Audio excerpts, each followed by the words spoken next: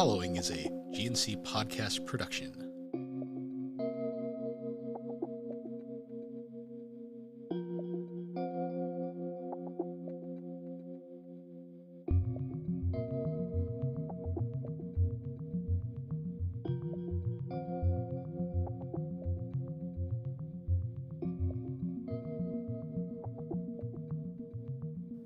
Welcome to Geek Addicts, a pop culture podcast.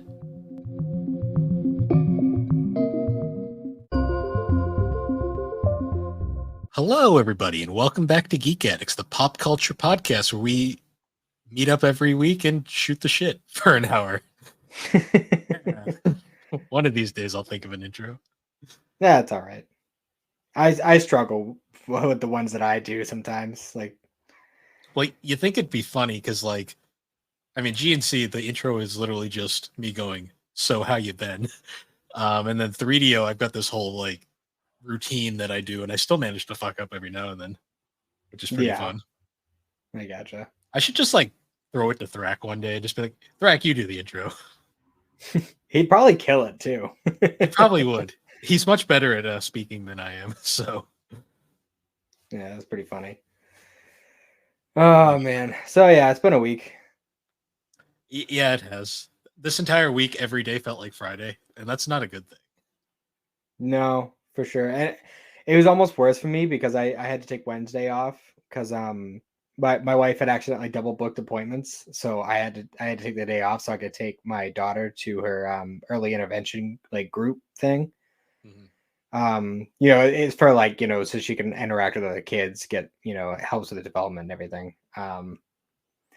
And it was just so bizarre having that one day off in the middle of the week. It just really threw off everything for the whole week and just made it feel so weird. Yeah, I can imagine. Like Wednesday felt like Sunday to me, and that just felt wrong. Yeah, I can imagine. Yeah, but this was one of those weeks where I was just so ready for it to be over. I straight up went and bought a full thing of gin because I need it this week. There you go. I don't know exactly what I'm going to be getting. I know I'm going to be getting something tomorrow because my daughter is going over my mom's house for the night tomorrow night. So, I'm actually going to have some free time to hang out. I think my cousin's coming over to hang out. It's been the first time in a while, so that's cool. Yeah. I haven't had too much time to play Persona this week. I got another 4 or 5 hours in, give or take. That's cool. It's the thing about Persona 4 is you're going to realize once you get really close to endgame, you're going to realize you probably missed a whole bunch of stuff. And then that's when the wonderful New Game Plus comes in. Yeah. Okay. Well, it's basically you get to restart the game, but you get to keep all your personas, all your money, all your attributes, basically everything you learned except for your social links. And you get to do it again, but now not have to worry about all the timing and shit. Yeah. Well, I think I might have fucked up a little bit. Well, not fucked up, but I think I jumped the gun a little bit. I think I saved Yukiko way too early because now this is this huge stream of days where there's nothing happening. So I've just been grinding and Oh no, that's what's supposed to happen. Oh, because it said then he's after a bunch of rain or whatever, that's when the fog will lift and that's your time limit. And I had a whole week before, when I saved Yukiko, looking at the weather forecast, there wasn't any rain in the forecast, so it's I did it super early. You can do that. That's fine, because all that time you have after, while you're waiting for Yukiko to recover, that's basically the time you would have had beforehand. So, so you didn't really lose anything.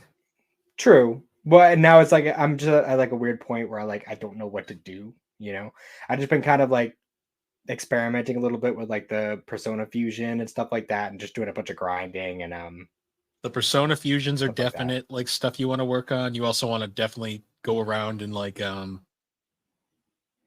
so have you unlocked the fortune box at the shrine yet?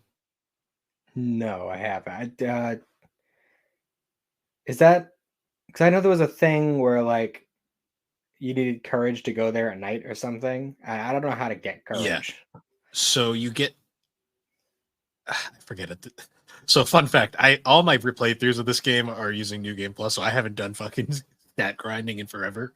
Um, there's a there's a guide. I can find it and send it to you. It explains how all that stuff works. I gotcha. Um, yeah, the fortune box at the shrine is very important, especially for social links, because you can use the fortune box to greatly boost your social links during nights when you have nothing else to do. Mhm. It's a strat you'll learn later on. I'm still kind of getting the hang of just like how like social links and stuff like that works. There's just they kind of just throw a lot at you without like fully explaining what it is and what its purpose is. Like I'm still not Yeah, even 100% sure what the social link is for. I just know it's uh, important for some reason. they improve your party member stats, and like you get different you'll unlock different abilities the farther you complete social links. Like every arcana has different attributes. It'll like help you in battle. Like the party members, if like you raise up their social links, they actually unlock new abilities that they can use in the dungeons, which is kind of cool. Mhm. Plus, that's where you get all the story. That's fair. Yeah, I was also wondering like all right, let's say like you do a fusion, like you have your base persona, right? And then you Mhm. fuse it with something else. You don't like unfuse, you just fuse from there, correct? Yes, Okay. So but like say you can recall previous personas in the compendium to get them back, right. as long as you've had them once. Um so like say you do that fusion or whatever and you have your fused persona, right? Mhm. And then you get a bunch of those arcana cards that are like, oh, your persona increases strength or you increase luck or whatever at like the Mhm. end of a battle with the cards. Yes, Now if you were to fuse the persona that you've been using, do those stat boosts carry over or does it reset? depends on the fusion, because you can look at the stats when you fuse, like because you don't have to accept a fusion when you first like trial it just to see the outcome. You can Mhm. look at where the stats line up. Some of them are higher than others. It all depends on the fusion grid and how things work out. Okay. Yeah, I mean I've just been playing around with it and just, you know, trying out different stuff, seeing what happens, but You're I'm gonna trying to avoid looking up too many guides just because I want to like experience the game itself as it is. But I mean, obviously, it's a JRPG, so I'm gonna end up looking up guides at some point or another. I'll give you a little advice. Your first playthrough is going to be very unfulfilling once you finish Mhm. it. Like you'll enjoy the experience, but you're going to miss a lot just inherently by the way the game is designed. That's fair. Like there is to get the like I'm not going to tell you how to do it because I want you to experience yourself, but there is a specific way to get the true ending and it is very easy to miss. That's fair. I mean, I'm not too concerned about that aspect of it. Like I said, I especially since it's the first time going through it, I kind of just want to play it organically and just see where everything lies Mhm. at the end of it. Kind of like I do with Chrono Trigger. Like with Chrono Trigger, I barely looked up guides at all, just because I wanted to have the experience of it on my own. And in that game in particular, you didn't really need guides very much until you get to like the end where all the side quests are. Yeah. Um, but no, I mean, altogether, I've been enjoying my time with it. Sometimes I kind of just want to do something more casual, so I've been playing Portal, like when I just want to play something casual. Oh, you I love Portal. Speedy thing goes in, speedy thing comes out. Yeah, it's fun. And it's like because I just started playing the first one and it's so easy to just jump in and like there's no like real setup, there's no like all these complicated cutscenes and tutorials and stuff. It's just you throws you in. It says here's a gun that shoots portal thingies. And here's a room. Get out of the room. Yeah. Yeah, that's the whole thing, and it's pretty fun. I've always enjoyed Portal. The cake was a Um, lie. Yes, this is true. But yeah, aside from that, I've since I finished phase 3 of the MCU, taking a little bit of break from that, jump back into One Piece. So I'm working on One Piece. I'm a whole Cake Island now, Oh, fun. which is it's a pretty long arc, but like compared to the next arc, it's pretty short.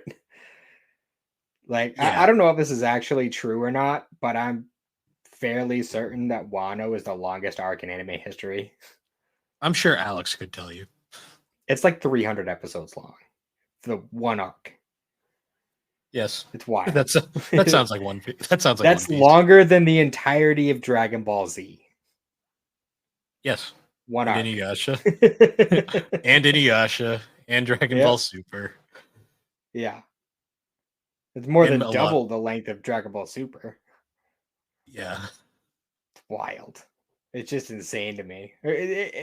When you look at it that way, it's like, yeah, I guess I kind of see why they're doing a remake already, or like a Kai version of One Piece.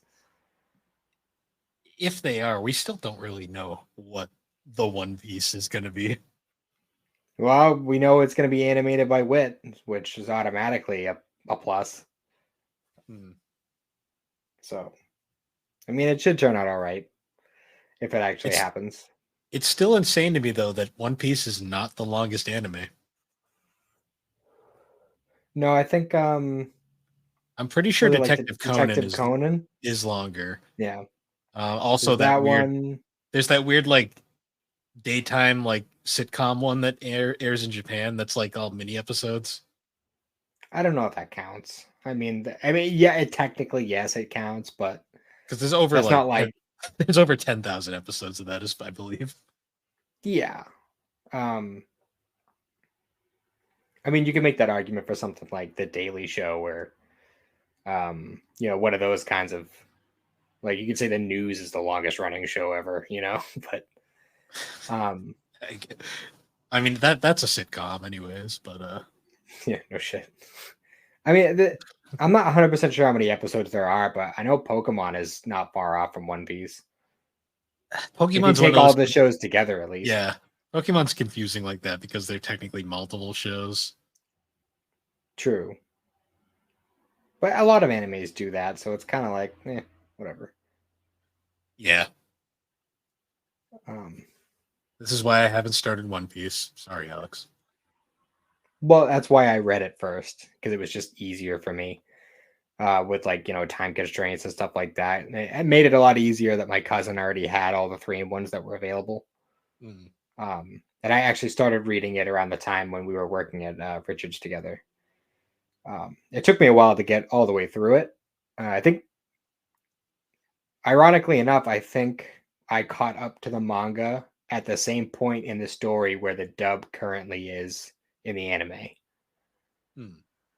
So, but Nice. yeah, it was definitely a lot easier to get into it reading it rather than watching it. And then once it was like, all right, I already know the story. Now I could just kind of casually watch the anime, and you know, I'm not gonna have to worry about.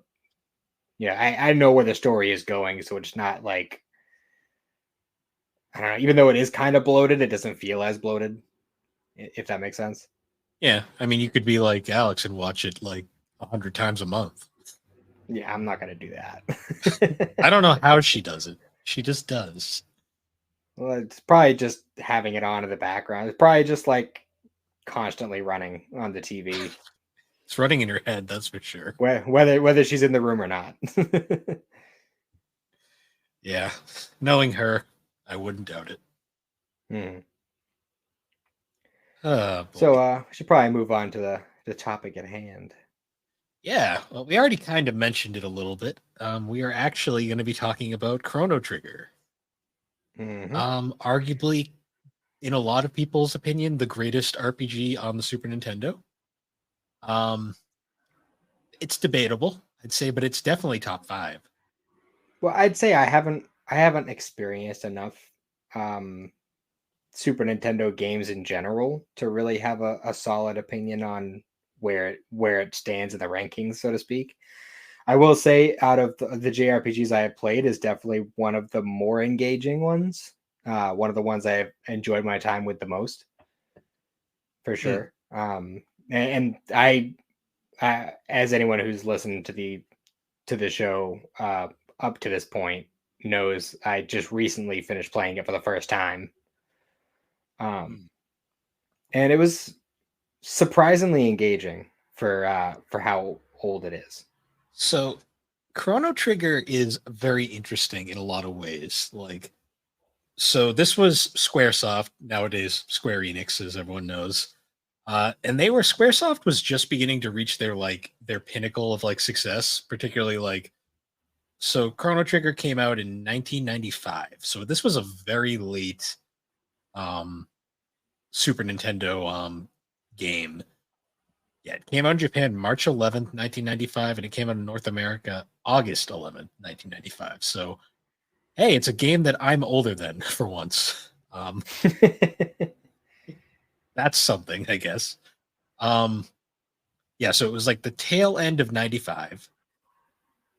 This game is very interesting in the sense that so Square was at this time pretty well known. They were very obviously Final Fantasy was huge. They also had like the Saga series and the Mana series going on at the same time, which were Mhm. starting to gain a bit of a following as well. But in Japan, they were still getting their ass kicked by Dragon Quest like left and right. Because in Mm. Japan, Dragon Quest is just massive. Like it doesn't matter what system, what game, they will buy it, and it will be one of the best selling games on that system in Japan. Rightly So so. one of the things about Dragon Quest that's very iconic is it was always the trio of Yuji Horii as the main writer and director, artist Akira Toriyama, and composer Koichi Sugiyama. For Chrono Trigger, they had actually farmed out and got Yuji Horii in on the this team to work on the writing for the game, and Akira Toriyama as the main artist for this game. Which you look at you look at that artwork and you can tell right away that is very much Toriyama's style. Oh, for sure. What's interesting too was like a lot of people forget Enix was the publisher of Dragon Quest, but the franchise is kind of a weird the creators were all independent. Like they weren't employees of Enix, so they were able to kind of do whatever they wanted. So this was way before Square and Enix merged. So it was very interesting that like a bunch of like people famous for an Enix game would jump over to their direct competitor Square and make a completely new game. And a lot of the Final Fantasy team was involved as well, like Hironobu Sakaguchi, the creator of Final Fantasy. He was the lead designer of this game. And uh, Yoshinori Kitase, who was the director behind Final Fantasy 6, 7, and 8, was the director of Chrono Trigger. So it's got a quite an interesting pedigree behind it. To me, though, the biggest new addition for this game in terms of like people working on it was Yoshinori Mitsuda, who was the main composer for most of the game. Um, he actually worked himself so hard that he actually got sick, and he couldn't finish the soundtrack, so they brought in Nobuo Uematsu to finish up the last few tracks. Mm. And Nobuo Uematsu is a legend in his own right, like the composer from all the Final Fantasies up to the sole composer of all the Final Fantasies up till 9, and like one of the major composers in as well. Like this game was safe to say was stacked from the beginning. Oh, for sure. Um, and I also like a little personal story. This was the first $100 game triple digit game I bought in my collecting journey. Oh, wow. Like I still You had got the that. Super Nintendo version too. Oh yeah, this is a rare item these days. Yeah, this was like one of the first real like in my early days of collecting. This was the first time I spent $100 on a single game, which is hilarious because nowadays, like, this game is upwards to, I want to say it's almost $300 now. Like, it Wow. is a very expensive title. Just the loose cartridge, like, alone, like, so 225 is around what it's going for now. So Mhm. it's almost doubled for what I paid for it. Yeah, I can't say I'm surprised. I mean, games like that tend to really hold value. Yeah, and the sad part about Chrono Trigger is it's only been officially re-released twice physically. It's digitally on like Steam right now, and I think you can still get it on the PlayStation Store. But I think um I think only on Vita. I don't know if you can get it on any of the well, consoles. you could get it on PS3 as well Oh, because okay. the I haven't played a PS3 in God knows how long. yeah. um, so the game, aside from the digital releases that you can get, but as a collector, it's physical all the way. The game's only been released 3 times as of right now. There's obviously the Super Nintendo original. It was released in a double pack on PlayStation as part of the Final Fantasy Chronicles collection, along with Final Fantasy IV. This is actually, I believe, the version you played. Yeah, it was the PS1 version.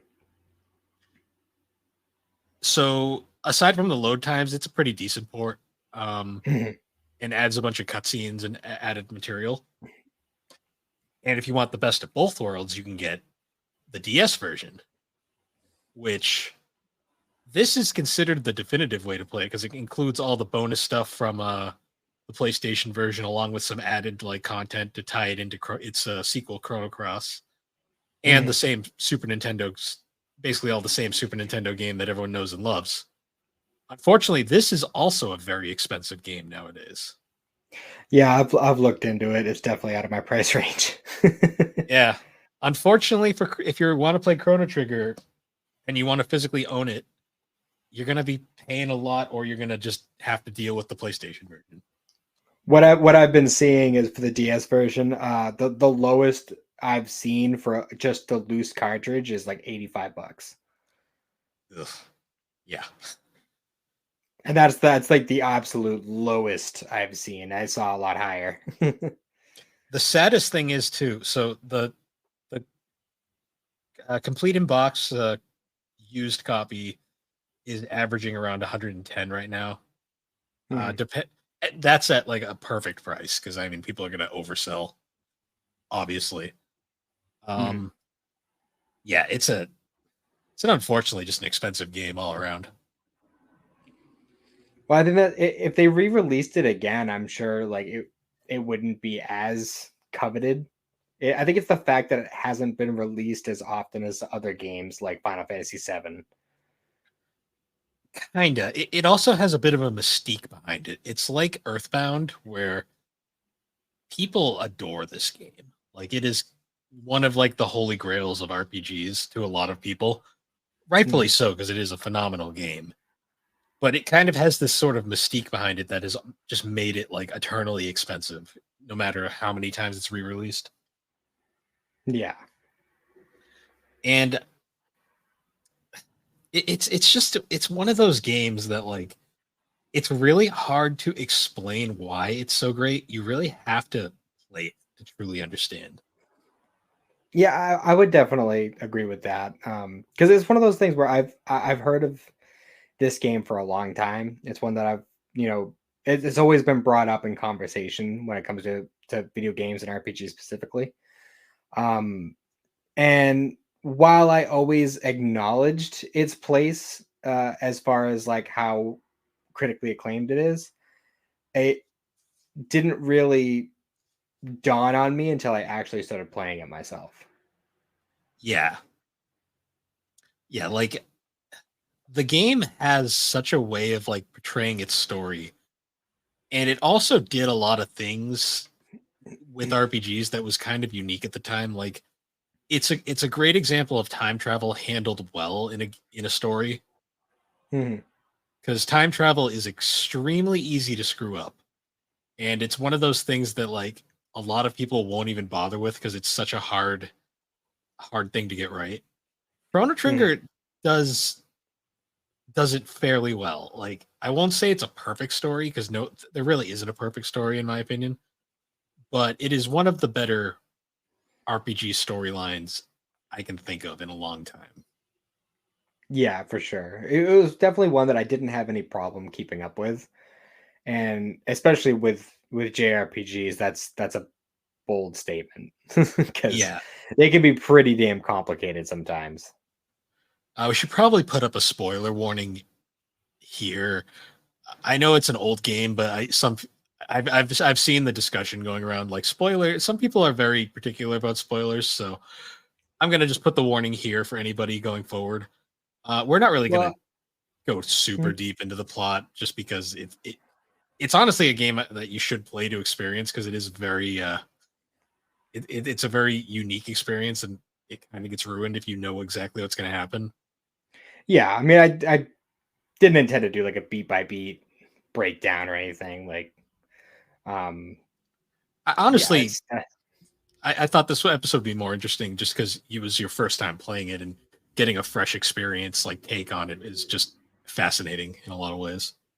yeah, and yeah, I guess putting the spoiler warning in the beginning is a good idea because there is a new gamer born every day. So Yeah, you know, while yes, it is an older game, and by this point, it's been very well established. There's always new gamers who like to go back and check out older stuff. There's people like me who just missed it over the years and just finally got to it. So yeah, it's probably a good idea. it's also a very hard to easily obtain game, which makes it even more a lot. It definitely it makes a lot less people. It means a lot less people have experienced it. Yeah, well, it definitely made like I'm definitely a lot happier now knowing that I had a Vita in the first place to be able to get Yeah, it. And I gotta say, like every time I played a game on my Vita, like I don't know why, but just playing the Vita just makes it more of a pleasurable experience. I don't know the, why.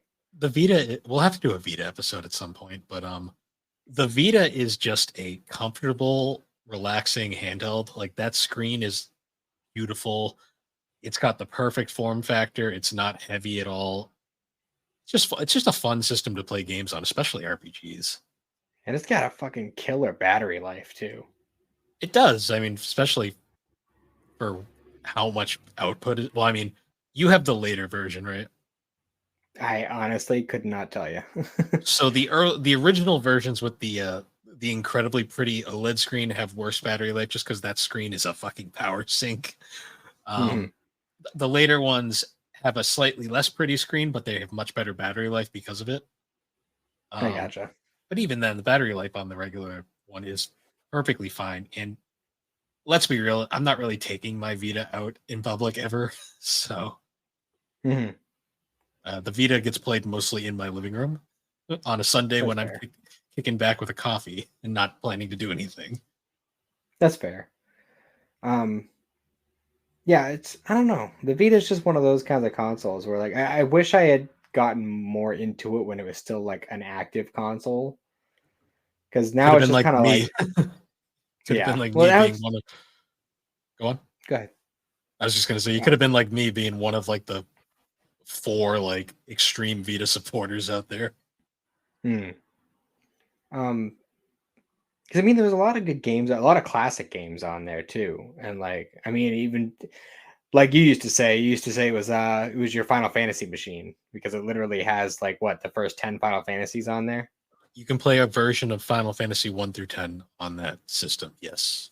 Yeah, which yeah, there's that, and then obviously there's Chrono Trigger. There's they have a bunch of like the classic PlayStation Disney games. Like they have like the Buzz Lightyear game on there, A Bug's Life, You can play a bunch of other version of ones.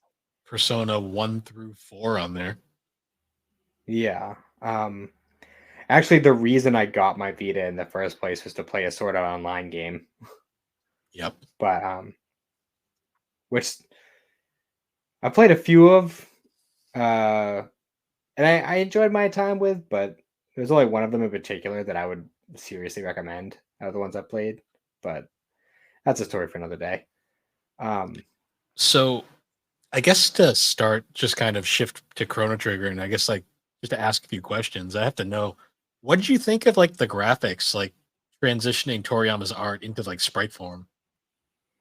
It worked really well. It honestly reminded me a lot of like Legacy of Goku, like the sprite Mm. work and stuff. It was very similar to that. Obviously, a little bit less detailed Less detailed, but with like the more. backgrounds and stuff. But I mean, the sprites held up surprisingly well. It's got a very distinct style that Super Nintendo games have, and Chrono Trigger to me, it's up there with. So I always say like the pinnacle of like SNES RPG graphics wise to me was always Chrono Trigger, Final Fantasy VI, Dragon Quest VI, and for a non Super Nintendo game of Fantasy Star 4 on the Genesis. Those were like to me like the peak of that Super Nintendo graphical style for Mhm. RPGs. And I mean, there were other games like Tales of Fantasia and Star Ocean, but we didn't get those over here initially. Yeah. Um, just the way Super Nintendo, like 16-bit RPGs style themselves, I think holds up very well, especially in a case like Chrono Trigger, where like that Toriyama art style is super unique. And the character party members in this game in particular are also incredibly like they all have a look to them and they're very memorable because of it. Oh, for sure. I mean, that's just kind of part and parcel to Toriyama's art style in general. It's they're all very standout designs. Hmm. Like you could look at any one of them and instantly know who it is. Like there's a lot of games and games and shows and stuff where I have trouble following who's who, like because I'm bad with names and stuff. I never had that problem with this game. Nah, because like obviously Chrono is the typical silent protagonist, but Mhm. he is a surprisingly complex silent protagonist. Like he goes through a lot in this game. Yeah, no kidding. Um, you also got, of course, the main heroine. How do you pronounce her name? Because I know a bunch of people pronounce it differently. Which one? Um, The princess? yeah, I pronounced it Marl. that's yeah. I've heard other people say Marley. Marley's another one. I always said Marl because that's just how other people have said. She is a fun character as well. Um, what are some of the other characters you really liked? Like I like Luca in particular. Luca's cool. I was a big fan of Ayla. I liked Ayla a lot. Ayla's fun. Frog is an Frog, of interesting course. character. Frog. I feel like Frog just got so much story and development throughout the whole thing. Hmm. Frog was a really fun character. We also got Rick Astley. Yeah. But that joke will never be not funny. What's funny is like when I had that realization for Robo's theme, like I I was honestly wondering, like, was this like Kenji Yamamoto's first job or something? Because no. So Mitsuda is like one of the greatest composers in like RPG history. Hmm. Just the fact that he somehow made Never Gonna Give You Up as a freaking song in this completely by accident, I'm convinced, because there's just no way that was intentional. Like it's so Hmm. bizarre. I think it just is one of those things where it's like this is too hilarious of a coincidence. Um Entirely possible. yeah. I will say though, the first time you hear it, your brain kind of stops for a minute and you're just like, there's no way that's it's you're like, and then you're like, it is. We're being rickrolled in Chrono Trigger. Yeah, Chrono Trigger invented the Rickroll. I mean, it's an awesome theme. Oh, for sure. Speaking of that, the That was music in this game entirely in general is just fucking amazing.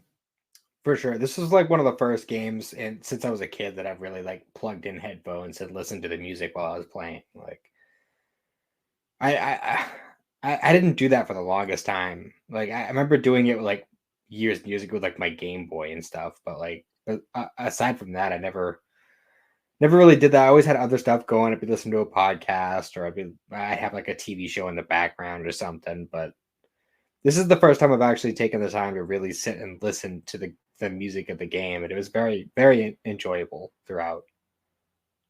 Yeah, like it's one of those soundtracks that I will actually listen to just like on its own. Like I'll put on, say I'll boot it up on like my iPod or something, and I'll just play it like while I'm like walking around the house or like if I'm going for a long drive or something.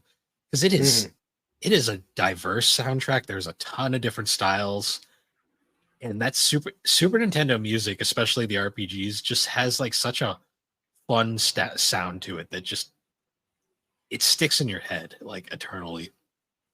And you know what's funny is the song that plays during that opening cutscene. Like, I don't know what, even if you cut out all the Dragon Ball ass sound effects and stuff that happen throughout it, it still has a very Dragon Ball sound to it. Oh yeah. Like the song itself. Like between that, the sound effects, the very like GT style animation, like it felt like I was watching like a Dragon Ball OVA. Hmm. No, that's for sure. Honestly, like to me, like one of my favorite things is you listen to the soundtrack and you can pick out if you're like if you're a big video game music guy like me, you can pick out which songs were the ones Uematsu did as opposed to Masuda, just because they have such a different style to them. Mhm. Yeah, I'm not as good as picking out music stuff. Like I'm one of the more like, like, oh, this song is good, and then I just move on. You'll probably notice more once you get like because Final Fantasies you're only on 3, right? I haven't started 3 yet, but I played 1, 2, 7, 8, 7 remake, and Crisis Core. Okay. That's the extent of my Final Fantasy. So you haven't played the Super Nintendo games yet. Um, No, not yet. you'll notice when you play those that the style of those soundtracks is just unreal. Like I to this day I still don't know how Uematsu got the sound out of the Super Nintendo that he did. Mhm. Um, but yeah, so soundtracks great, graphics are great. What did you think of the battle system? Because the battle system in particular is very interesting because it's kind of a hybrid of a bunch of different styles, particularly the iconic Final Fantasy active time battle system that was used from 4 to 9. Mhm. Yeah, I that was one of the first things that really struck me going through it. Like especially with like the not random encounters kind of. Like I mean they're all like yeah, there are, unavoidable fights, but they're not like random. It's not like you're walking across a screen and you hit a patch of grass and every step you take you're fighting someone. It's like no, like yeah, if there's one that's unavoidable, like it's gonna be there, but like you're not gonna have another fight right afterwards. That one's not gonna come back until you leave the screen and come back. Yeah, Um, it's not random in the sense that they just happen infinitely when you're in an enemy spawn zone. They're not quite to the level of like true on-screen enemies where like you can't dodge all of them, like you can't strategically get around. There's a lot of cases where like you'll enter like there'll be enemies on screen and you'll kind of just enter their combat zone and then the mhm. fight will happen even though you're nowhere near them. But there are But I some kind of later. Oh, go okay. on. Sorry. Well, I was just gonna say there are some later on that you can kind of dodge around if your timings are good. Yeah, but I think that's kind of a good thing though because like with those kinds of scripted fights, like not scripted, but like the unavoidable fights and stuff like that. Between that and the fact that, to my knowledge, there wasn't a way to flee battles, I or think you maybe I just can. missed it. It's in the Um, menu somewhere, I believe. but I found that I didn't really need to grind at all because of that. Hmm. Yeah, Without it's having the random nature of the encounters and the fights and stuff, like if you're going through the story and doing the side quests and stuff like that, you never really need to grind. yeah,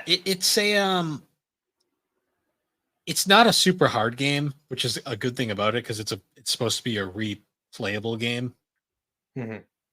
Um, but it's challenging enough that it's not like Final Fantasy Mystic Quest levels of easy. Mhm. Um, Um, one thing I definitely liked a lot was like the combo moves and stuff like that. Like I found that really enjoyable with like the different like team attacks and stuff like that. Like that was really cool. oh, I just remember you flee from battle the same way you do in old Final Fantasies where you hold down Eleanor. Oh, yeah, see, didn't even know that was a thing. I just thought you couldn't flee. No, no, I just remember that. Yeah, it's like the old Final Fantasies. You have to hold down Eleanor and you can you run away. Oh, okay. Fair enough. Well, I didn't need it anyway, so it's fine. I think I only wiped like twice. And Yeah, there's generally I saved often enough, so it wasn't a big deal. so a bit of a spoiler here. Were you expecting the fake out with the quote unquote villain of the game to not end up being the villain? Um, I'm not really sure, honestly. I I definitely got the sense that he wasn't a good guy either way. But I mean, the way that they showed him in the opening cutscene made me kind of feel like he was a playable character, even though I didn't know Yeah. that at the time. Did you recruit So, Magus? uh, I tried to kill him first, and then when I realized that it was just Frog and no other team members, um, I gave it the old college try, and then I lost, and then I said, "Fuck that, he can just join up." Yeah. I'm not gonna Yeah. grind just to kill him. I'll just do it on New Game Plus. I don't think Chrono Trigger was the first game to do this, but I did like the idea of the whole like your quote unquote main villain ends up becoming a party member. I did like the twist of like because when you're starting the game and you're going through the early quests and stuff, meeting your party members and such, um, it lays the story out as if Magus had created Lavos and that he was like the guy who caused it all. And then when you find out later on that no, not only did he not create Lavos, not only was Lavos there for millions of years, he also wasn't summoning Lavos specifically like to rule. He summoned him because he wanted to kill that thing. Yeah. The giant space flea from nowhere, or whatever the fuck Yeah, Lavos is supposed to be. yeah. I couldn't even tell you. Did you Some for weird turtle porcupine thing. I don't know. yeah. Did you for shits and giggles fight Lavos the first chance you got? No, I did not. I I knew I wasn't ready. As soon as they introduced the whole concept of the bucket, I was like, yeah, that's a new game plus thing. I'm not even fucking with that. Because So I knew New Game Plus was a thing like from the go. So I was like, yeah, there's definitely some things they don't expect you to do the first time around. so my first playthrough, I made a extra save file and I was like, let's see what happens, and I got fucking annihilated. I was like, yep, that's what I thought. Yeah, because you're like level 20 or so when you first get to Yeah, part of the game. And I think based on a guide that I read, like you want to be like at least level 40 if you even want to have a ghost of a chance. I'm sure it's possible. I swear I've seen videos of people doing it, but holy fuck, that is. I love when games do shit like that where they're like, yeah, you can face the final boss right now, but you shouldn't. Yeah. Well, I do like that they left the option open. And I'm definitely interested to see what kind of endings I get from doing different things like that. And the fact that this game has multiple endings alone, like back in the Super Nintendo era, that it has what 12, 13 different endings, something like that. Like Yeah, that's just wild to me. it was a different time. At the time, that was kind of unique. Like nowadays, that's just a thing that a lot of games do. Hmm. Um, I really liked it though. I thought it was a fun, like it definitely encouraged replayability, especially with New Game Plus. For sure. And that's one of those And games that I might like just casually jump into a new game plus just to test some of that stuff out, you know. I mean, that's what I do with Persona 4 all the time. Hmm. um, Yeah, it's such a cool idea, and I this game is just really fun to play. Like the battle system is super fun. All the different like combat things you can get away with. This game just has such a fun presentation. Like everything about it, like really just like reaches out to you, and it just keeps you interested. Great music, great sound, great art direction. Like that, the opening, like when you start the game up, I don't know if it's the same. I assume it's the same on the PlayStation version, but like when you start up the Super Nintendo version and you just hear the ticking clock, like Mhm. that is such a cool way to start up a game. Yeah, for sure. Um, so I'm just having trouble. What kind of party do you usually run with that, or do you like to try different ones every time?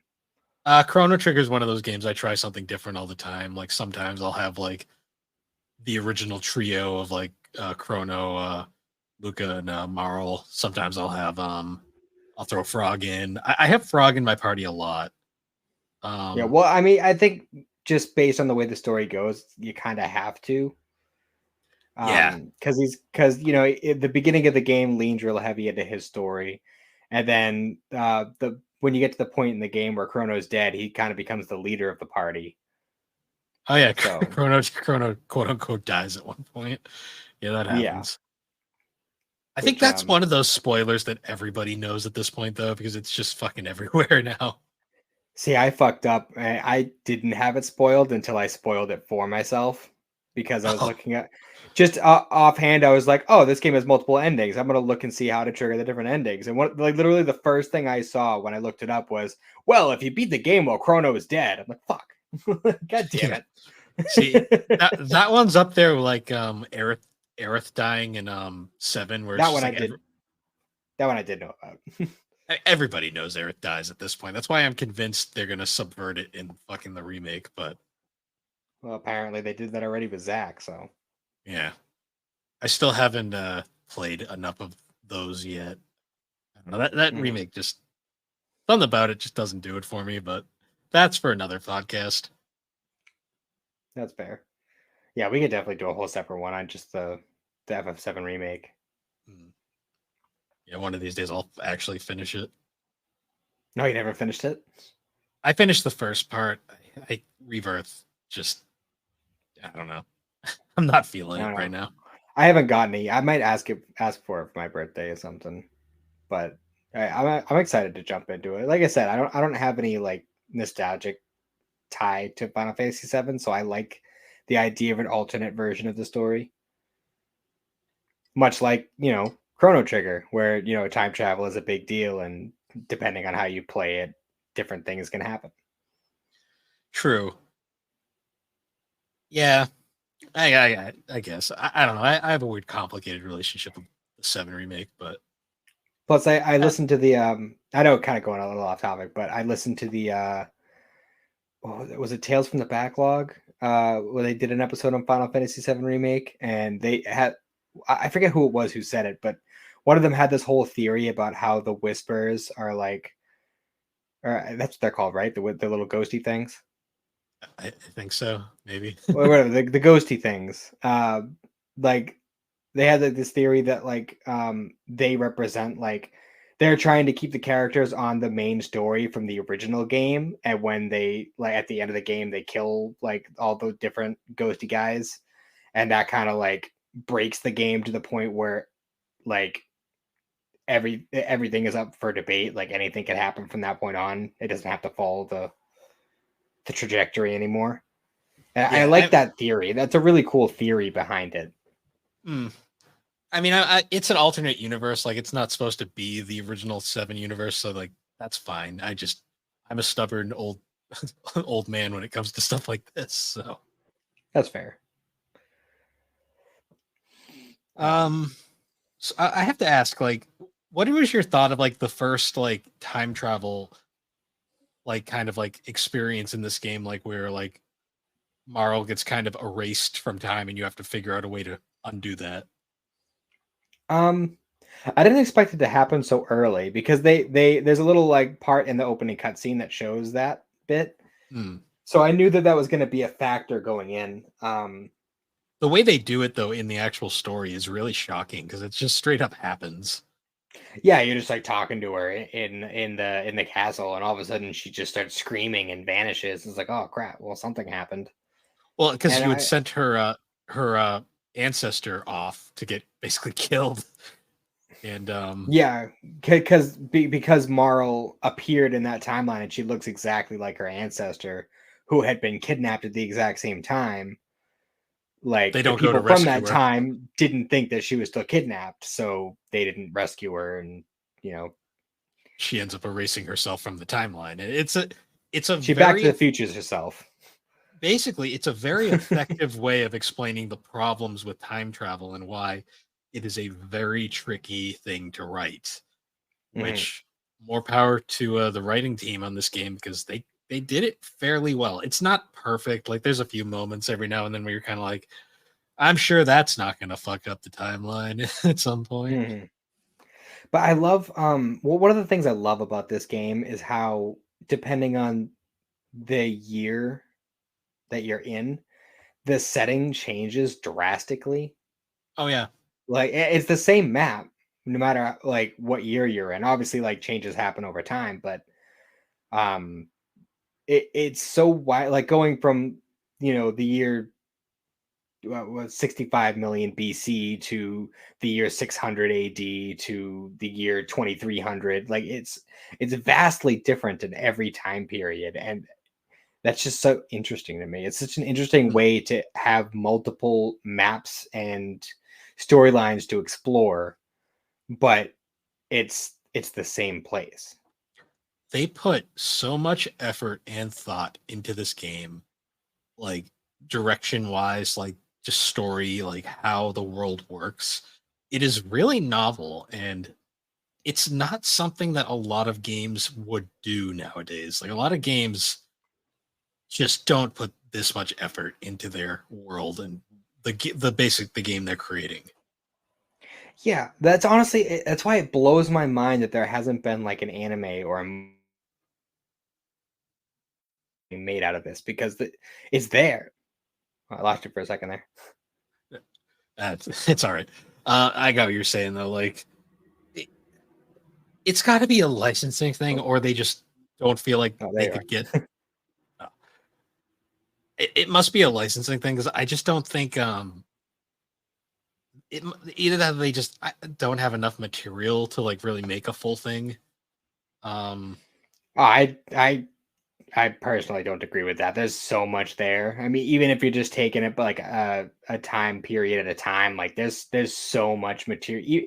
It's only like a 20 something hour game, but there's so much material to work with, and they could easily embellish it and do more stuff with it. You know, um, I don't know. It just blows my mind, but especially with the kind of following, the kind of fan base it has. Like it just blows my mind that they haven't done anything with it.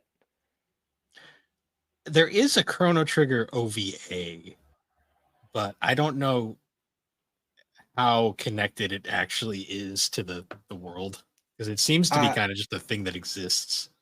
I've heard of that. I think it's only like a 10-minute short of like before anything even happens. It's like monsters attacking like the festival or something before it's set up.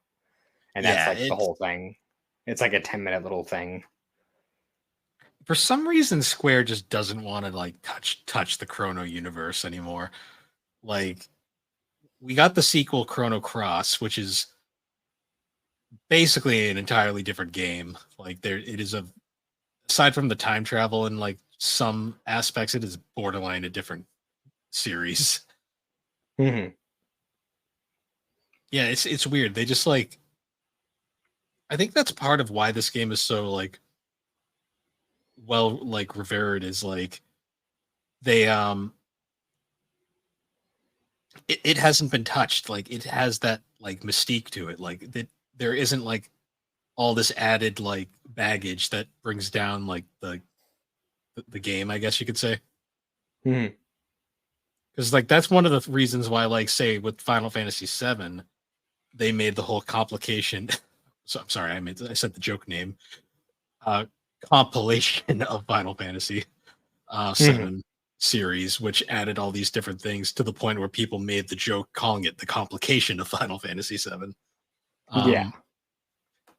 And I feel like Chrono Trigger, they've left it alone, and that's why it has such a strong love that is directed at it, and it hasn't become jaded over the years. Like, it's not an example of backlash, which some games, like another game from this era, Earthbound, tends to get, where it's so highly regarded that a lot of people jump into it and they just don't get what the big deal is.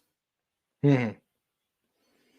Yeah, I can see that. I mean, it's also an effect of like the time because there's a lot of like newer gamers, like younger folks, getting into a lot of this stuff who just can't get into older games because I mean, let's be real. What it is they're spoiled because the new games are so shiny. They're so they got all these huge teams working on it. It takes like 10, 15 years just to develop. Like, Kids also just don't want to have to follow a story. They'd rather just go play Fortnite and shoot a bunch of stuff.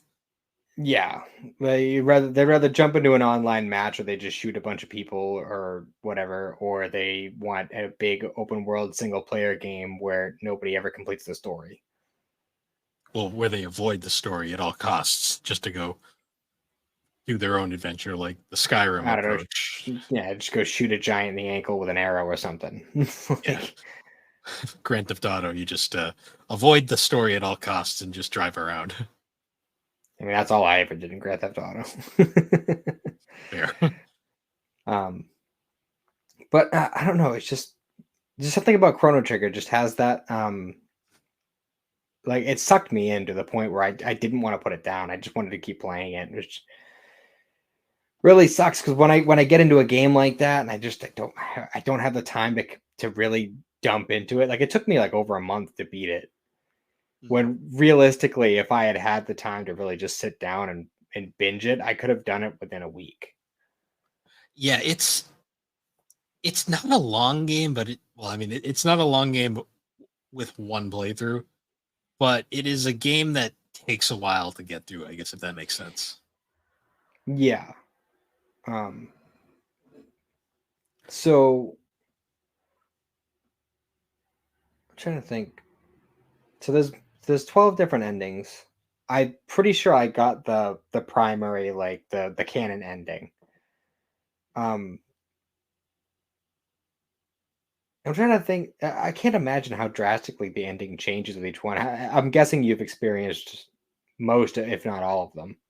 I've experienced a few of them. It's been a long time since I've played through and gotten different ones though, so I'm a little rusty when it comes to them.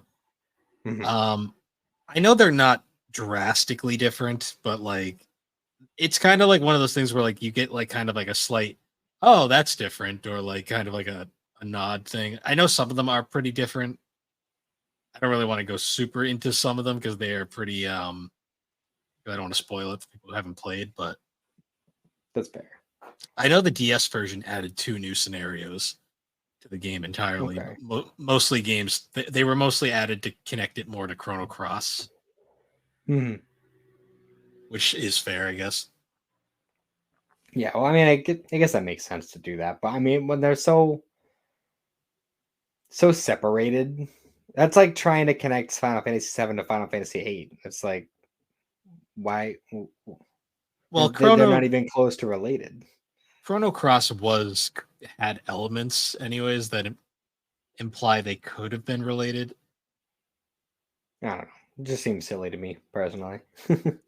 Yeah. Well, the um, difference with the Final Fantasies are those are entirely different worlds. The mhm, Chrono Trigger Chrono Cross thing was a bit more ambiguous. that's fair. Um,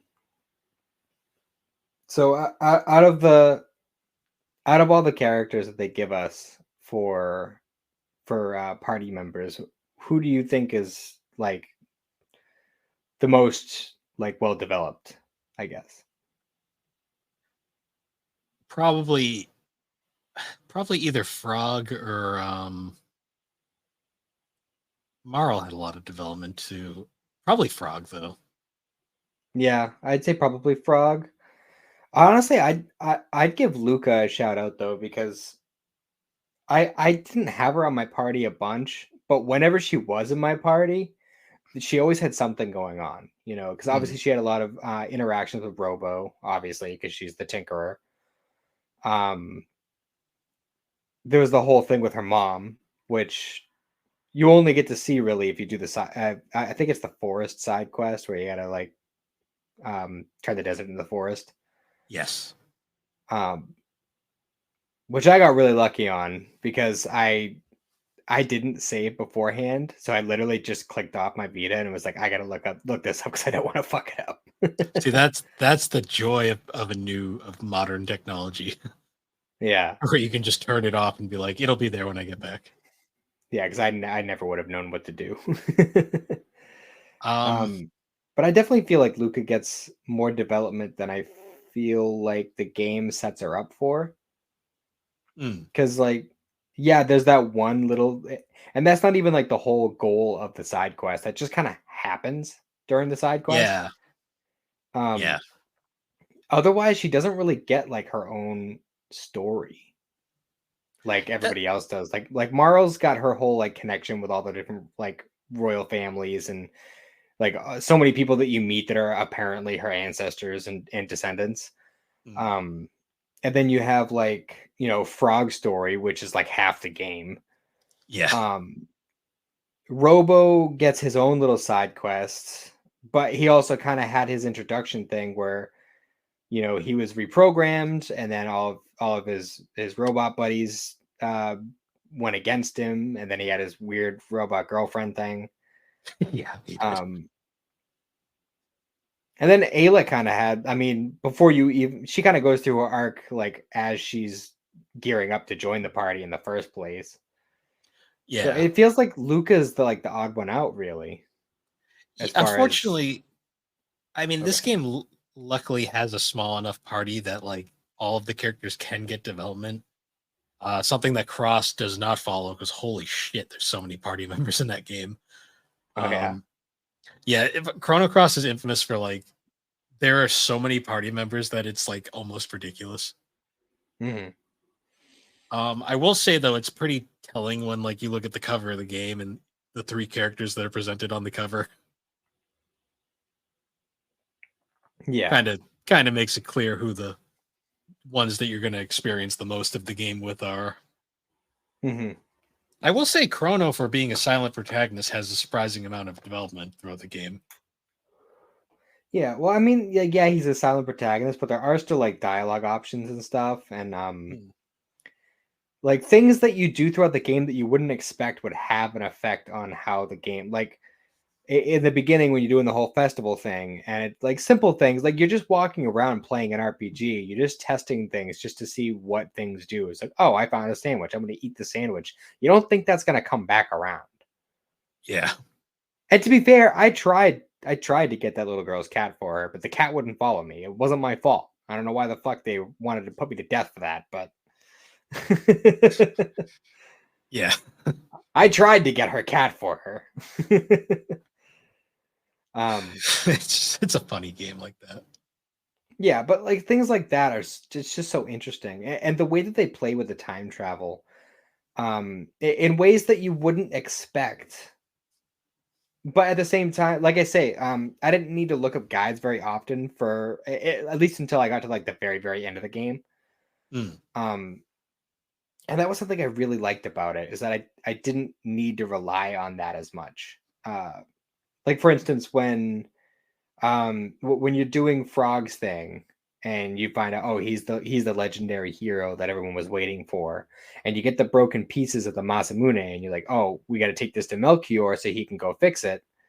And he says, oh, well, we need this red stone, and this red stone, it's like super super rare. Like it used to be highly available, but like now it's like basically not existent anymore. And then like you don't even have to really think, okay, so I'm gonna go back to 65 million BC and that's where I'm gonna find it. Like I didn't, other games like they wouldn't set you up in a way where you would just know like, oh, okay, this is what I need to do. I need to go back here to get this. Hmm. And that was something I really liked about it. Yeah, it's just I don't know, the way that it's set up just works really well. And things like how I mentioned before, how like the maps are so different and like the people are so different and everything, but ultimately it's the same world. Then you have things like if you go like to like the present time and you find this dude who's like a workman or whatever, he's like a carpenter or something, and he's like, oh, I'm just sitting here drinking beer. Oh, you want my tools? You can have my tools, that's fine. And then you take those tools and you go back in time to like his ancestor, and he's like, oh cool, I got some tools, now I'm gonna go fix up that castle over there, and that'll have an effect on how things develop throughout the story. Hmm. And it's just kind of cool how the time travel affects the way the world unfolds, so to speak. Yeah. No, if we were doing like if we were like a deep dive podcast, like Tales of the Backlog or something, we could totally go like super deep into this game and all of its mechanics. But honestly, it's one of those things where I think like you you really should experience it yourself because it is truly an RPG that is like one of a kind in a lot of ways. Oh, for sure. It was just, I don't know, it's just such an enjoyable experience. Like this is a game that like I get definitely see myself just going back to it like once every year or two. And oh, I'm gonna start another new game plus. I'm gonna go through, I'm Mm. gonna get another one of the endings, and then I'm gonna put it down for another year. Um I could easily see this end up being slotted with Fable 2 and Legacy of Goku 2, like the games that I just go back to once a year, play for a week, put down, and then you know Mm. it's just very very enjoyable experience overall. I'm It's definitely very happy that I'm going back to all these older games that I've never played and finding so many things to enjoy about them and mm. having an experience that I don't get from modern games. Yeah, that's one of the reasons why I'm such a pro retro gamer kind of guy. It's like there is modern gaming, and I'm not gonna lie, kind of sucks right now. Like games Hmm. are so slow to come out. They cost so much money, and they're just such blasé experiences as of late. Hmm. With a few exceptions here and there. But like the best way to me that sums up how older games are just better a lot of the time is like next week we're getting the Paper Mario Thousand Year Door remake is coming out. Like that is like the most excited I've been for a game in like months, and it's a game from 2004 or 3 or whatever it was. Hmm. It's just older games have so much to offer, and a lot of them are getting lost to time, which is really sad. And Yeah, it's a super bummer. that's why I like doing shows like this and just kind of talking about these like wonderful games that like not a lot of people experienced back in the day because they are just such wonderful experiences. Yeah, for sure. It's one of those things where like it really upsets me that I don't have as much free time as I'd like to play video games because there's so many other games that I've missed over the years that I'd love to really sink my teeth into, and I just don't have the time. That's like one of the downsides to like it's one of the most tragic ironies of life is like when you're a kid and you have all the time in the world, you don't have the money to play any of these games. I mean, granted, nowadays the kids have emulators and they can probably all play everything, but True. different. That's an argument for a different day. But then nowadays we have all the money in the world, well, give or take, and we don't have any time at all to. Let me rephrase that. We have the income to treat ourselves every now and then, but we have no time to actually enjoy what we treat ourselves with. I guess I should Yeah. say. Like even me, who's not a collector, I have more games than I will probably play in my lifetime. That is the tragic irony of game collecting. I'm not even a game collector. That's just that's just by chance. That's just how, oh, this game, I want to play this game. Like I got Sandland, I pre-ordered it, and I've only played like 2 hours of it, and I haven't had the time. And when I do have the time, I'm usually playing handheld. Hmm. Um, And it's upsetting because there's a lot of games that I'd really like to get into, especially because of this. Like I'd love to do more video game based episodes. Um, but the problem is we have to both have played the game. Yeah. And um if I'm being real, like I mean, a lot of the games that I played are kind of niche. So I mean, to be fair, I'm a lot of my games. I mean, to be fair, I do have a podcast about one of the most niche consoles of all time. So true, but I mean that's your platform for that particular show. So I mean, you people know what they're getting. With it. Nobody's gonna go to to the 3DO experience and be like, "Well, how to talk about all these old games?" Like, of course you're talking about old games. It's a 3DO podcast, you know. true. Um, but like this isn't a Dragon Ball podcast. I played a Despite lot of Dragon Ball. I played a lot of Dragon Ball games. So like a despite lot of the what games it that I may, could talk about are those games. So it's like, you know, I don't want to oversaturate it. We've already done a shit ton of them, and I don't want to oversaturate it, but there's so many I'd love to talk about. I mean, this is like this is like got to be like our like 10th like Toriyama related thing we've done. It just happens by chance. You know? Yeah, it really. Well, we did the I mean, Toriyama obviously, tribute marathon, but that was specifically with reason. yeah. But then just, you know, but sheer coincidence, we ended up doing Sandland, Chrono Trigger, freaking I mean our pilot was a Dragon Ball episode. Yeah, yes, it was I think because we this is what our 28th episode. something like Uh that. and I'm pretty sure at least 8 of those have been, if not Dragon Ball, at least Toriyama related. Yeah, we really has.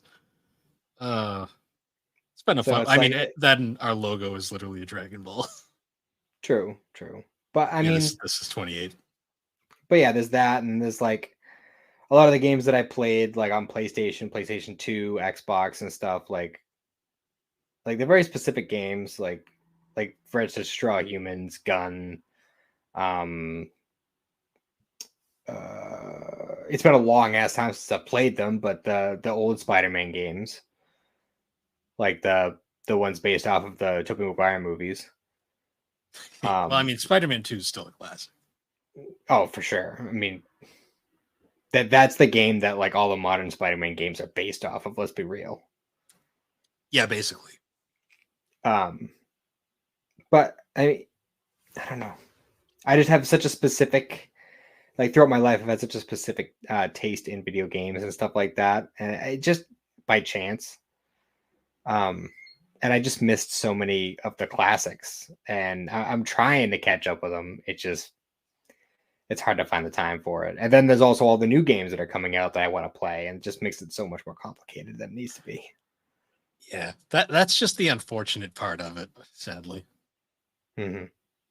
But yeah, I think this is a good place to cut this one off. I think we gave a good impression of Chrono Trigger. Might revisit Chrono Trigger on a GNC episode at some point, give a more in-depth discussion on it. We'll see about that. I don't know yet. Yeah, Depending on if I can get Alex to play it or I have to do a solo episode without her. But I'm sure there's plenty of people in the community that you could pull for that one. yeah, that's like a long way down the line though, because I'd have to True. replay it. Yeah, and you wouldn't want to have them so close to you. Want to kind of like with the Spy Family thing. Like you don't want to do them too close together. True. Yeah. Honestly. Yeah. But yeah, guys, once again, thanks for joining us on Geek Addicts. You can find Geek Addicts on all the major podcasting platforms, particularly Apple Podcasts and Spotify. You can also find us on YouTube now with video versions. And you can also find all of our links at linktree / the Barber Who Games. And you can also join the GNC Podcast Network Discord server to find all things GNC, 3DO Experience, Geek Addicts, talk gaming, anime, or just general nonsense. And with that, everybody, we will see you all later. Have a good one.